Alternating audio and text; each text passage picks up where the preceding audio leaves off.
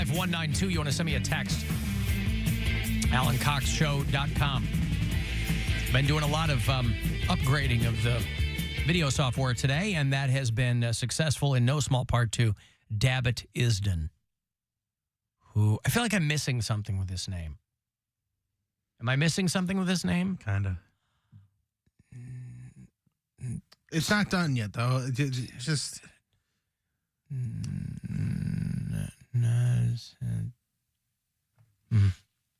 Hold on.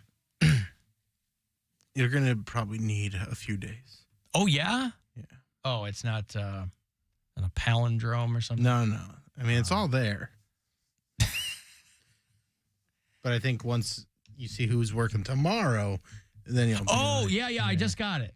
Okay. I just got it. Yeah. Dabbit is the first name. Yeah. Now I got it. Okay. Well, anyway, if that's our penultimate video assistant, then anyway, thank you so much. And by the way, I mentioned it before, but it bears repeating for people looking for Halloween schedules. We've got them now. If you go to AlanCoxShow.com. Right there, you'll see Halloween guide. Isn't that handy? Isn't that nice of us to do that? Mm-hmm. Right? Now, listen, my wife loves Halloween. I am of another mind. I'm ambivalent about Halloween. I feel it's for children. And I feel that it has unfortunately been taken over by adults, but that it is fundamentally a children's holiday. And I think that adults should let kids have their things. So many people don't want kids to have anything anymore. They don't want them to have any historical perspective. They don't want them to have any literacy about their own bodies. They don't want let them have Halloween. Now, am I speaking to no one on this? Of course. Am I pissing in the wind? Of course I am. Halloween is a billion-dollar industry.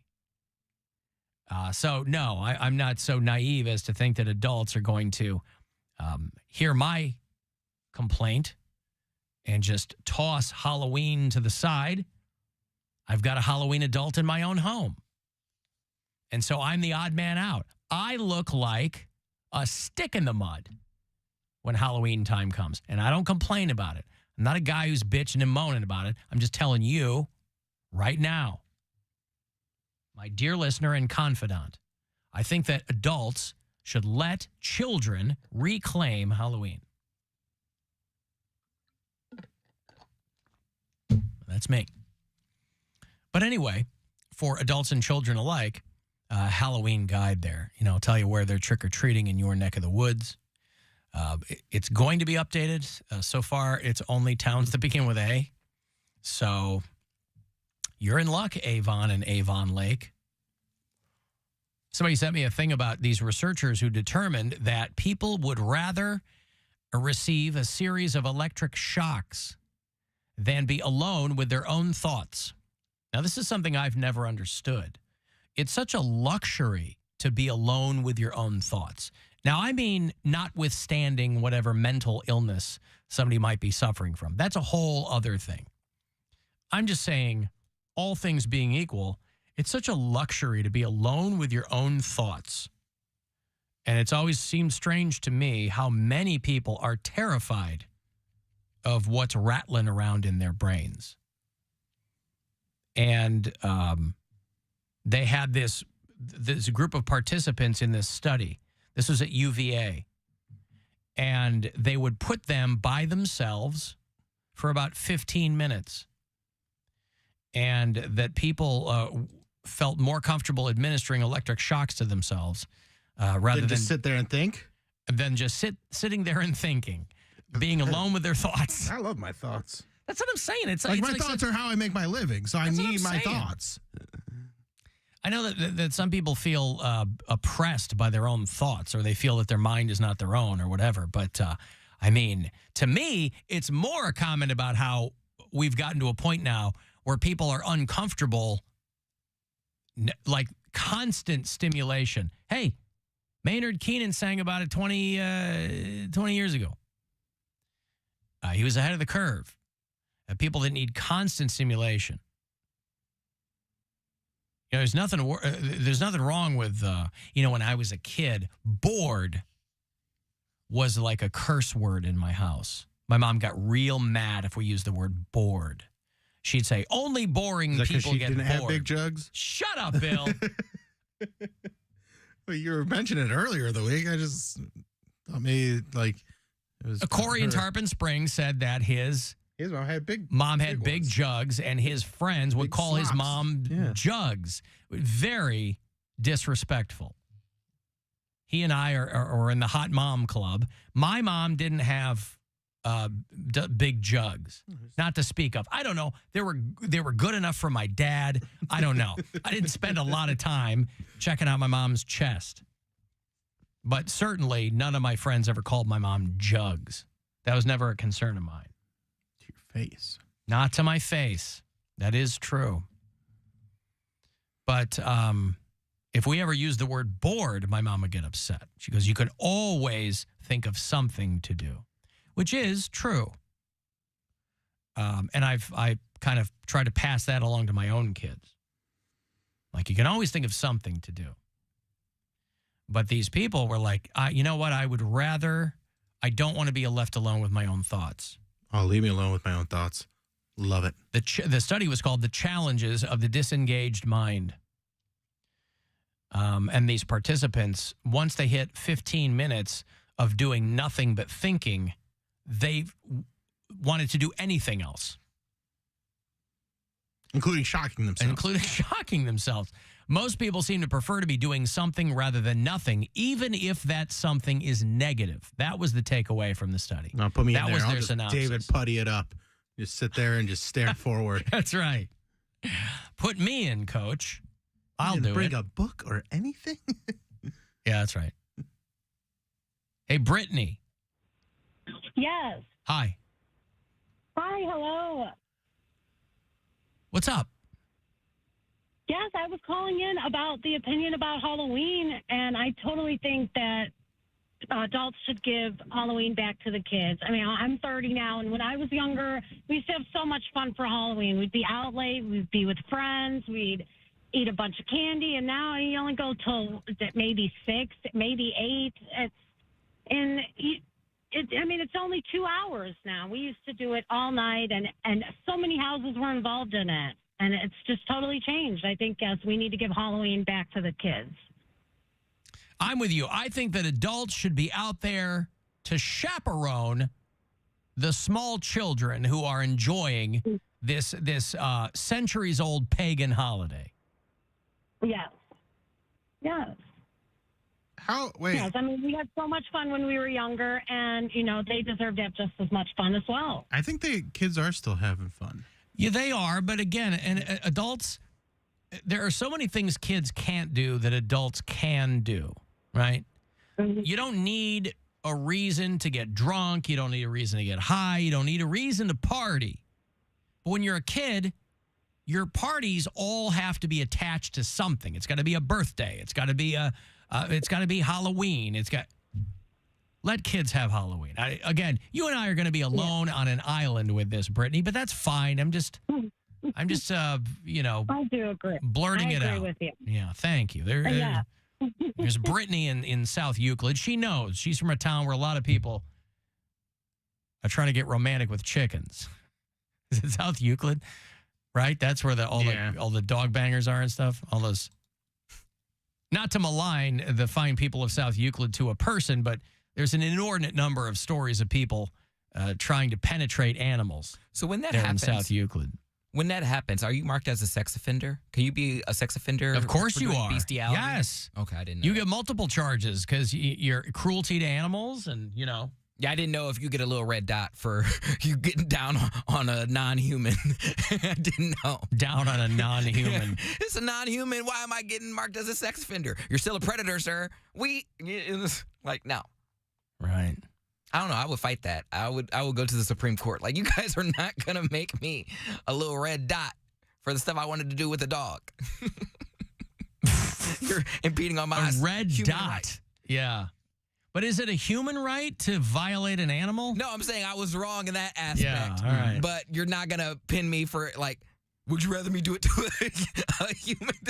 I'm not getting. Poundcake's out there I can't justify this. guys, this is a binary choice, all right? Give me a person or give me an animal. It's up to you. Say, which would you rather have? You know? I'm going to violate something. Rather it be a non-human. Alan, I think you're underestimating the amount of people with some sort of mental illness. Well, again, I don't know what that is. I was taking that off the table. I'm just saying that also the definitions of mental illness have widened over the past 50 years. So everybody can say they got something. And that's like a third rail. I'm not racist. I have mental illness. Well, that's what I'm saying. You can't tell people that they don't have a mental illness if they tell you that they do, because now everything is considered a mental illness.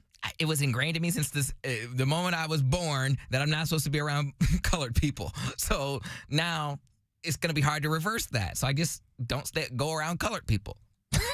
It's a mental illness. It is a mental illness, isn't it? From Day is never finished. Master got me working. Someday Master set me free. All those white slave owners weren't evil. They were mentally ill. Yes, How could you mentally ill. Want to hold people, other humans, captive and whip them and make them do things for you and build your house and make sure you live a luxurious life, have a little cabin on your property. All mental illness. Well, you've got it figured out. I'm just saying. I wish I was in the same place as you. You got it figured out. See, now though, and this might be good for you too, Poundcake. Now though, you don't have to be alone, because I was reading a thing today about a woman who used to be, she's an ex-KGB agent, Russian intelligence. Oh. And she was taught, as part of her spy craft, how to seduce men. Bro, this is Black Widow. We've seen it. And and now was Black Widow seducing men? I thought she was a superhero. All right. Yeah, I mean, but before she was joining up with the Avengers, she was definitely, I mean, if you watch, she definitely was seducing men. So I will seduce men and tell them. This girl says, I will show you how to get any man you want. 5 tips to seduce any man you want. Now, I don't know why a KGB agent is supposed to be more credible than anyone else, but I think, But she spied for the Russian government when she was very, very young. Just like Black Widow. She's probably inflating her CV, but she's from Kazakhstan, and she's like, I spied for Russia, and I was one of the only Asian-looking women around, and so that was very exotic to a lot of people. And so she has come up with some foolproof ways, Poundcake. Foolproof. And when I read these to you, you can't believe you never heard these before. This is gonna blow our mind. A foolproof way. Her 5 tips as a former KGB agent for seducing a man. Number 1. Are you ready? Show up. Pen in hand. Be around a man. Never give direct answers to questions. Ugh. I could do that. It says, once you induce a man's natural desires, you can get any man you want. Never sleep with a man on the first date. Okay, just checked out. Wait. He just checked out. Isn't this? That would be a great way to seduce him. I feel sleep with him on the first date. I don't think she's trying to seduce Break men. them I down. think she's trying to control men. There's a difference here. Well, she was a KGB agent. Yeah, I was gonna say, if I don't, Because I have definitely been hooked up with a woman on the first date and been like, hey, I was seduced. She seduced me with her naked body on my face. It was all it took. She said, whether you are overweight, short, whatever, it is all about charisma. Charisma. The best thing to do is stand in front of the mirror and look at yourself every day and find 5 features you like about yourself. It's tricking your brain into thinking that you are amazing and can get anyone you want. That's you what can't get I want to do. anyone. I want to trick my brain into thinking I'm amazing. I don't want to just be amazing. I'll just trick myself. If I got to stand in front of a mirror and stare at myself every day, I'll never leave the house. She said, get aroused before a date. These are her foolproof trip. This is what I'm saying. What does being a former KGB agent have to do with never have sex on the first date?